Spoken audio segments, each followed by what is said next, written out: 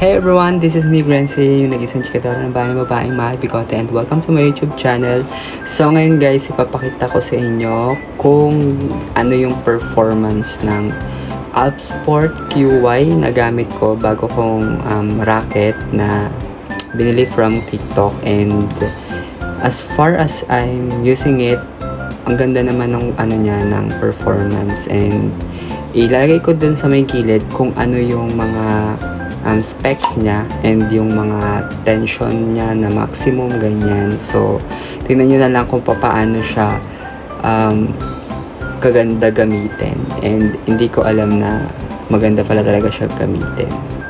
So if you consider this as your main racket, ako kasi ito na yung main racket ko na gagamitin ko every time na maglalaro ako ng badminton. And if you want to use this one, this is Alpsport QY 2.0.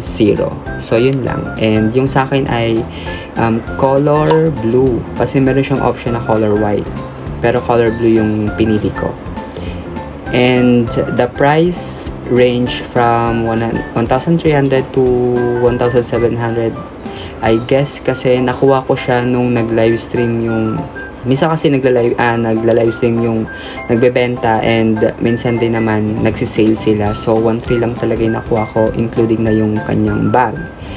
So ito na siya. Without further ado, panoorin nyo yung tunog nung Alpsport QY.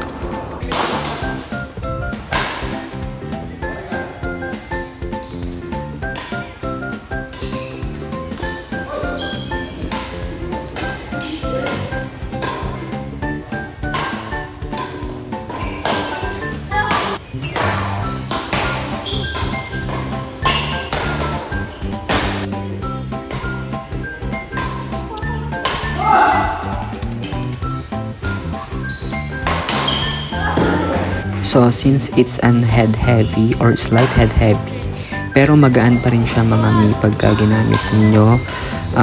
Na-enjoy ko siya. Sobrang dali niyong gamitin, lalo na sa mga maliit yung braso like me na hindi ganun ka full force kapag ginagamit.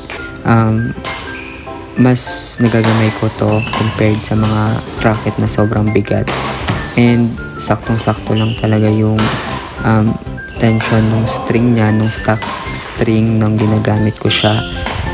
So yung stock string pa nga lang niya, pwede nyo nang gamitin panlaro. And kung gusto niyo naman i-restring siya, okay lang din, basta nandun siya sa may range ng kaya nyo lang gamitin. Depende sa kaya nyo gamitin na tension ng string. Yun lang. So kung i-base nyo naman yung price range niya based sa performance na kaya niyang gawin, sobrang sulit nito. And perfect to sa mga student na hindi pa ganun ka nakaipon. Actually ako nga working ako, pero mas preferred ko yung ganitong racket kasi practical wise siya na racket, pero iba yung performance na kaya niyang gawin.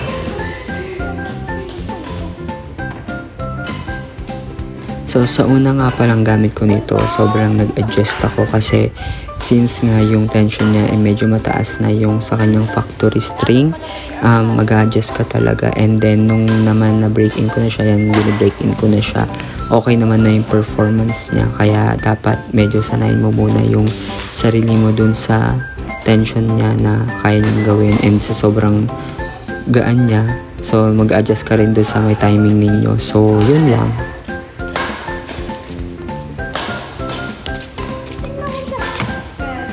And this racket nga pala ay nare-recommend ko sa beginner up to intermediate player like me. So hindi naman tayo pro, pero hobby lang natin na maglaro. Since it's a hobby, okay na tong racket na to. And mini-make sure ko naman na ito na yung main racket ko at hindi na ako bibili kasi nga practicalan tayo dito mga mi. And good siya. From 5 is the highest and 1 is the lowest. I'm rating it 4.5. Yes, sobrang mataas siya. 4.5 siya for me. Okay, come here.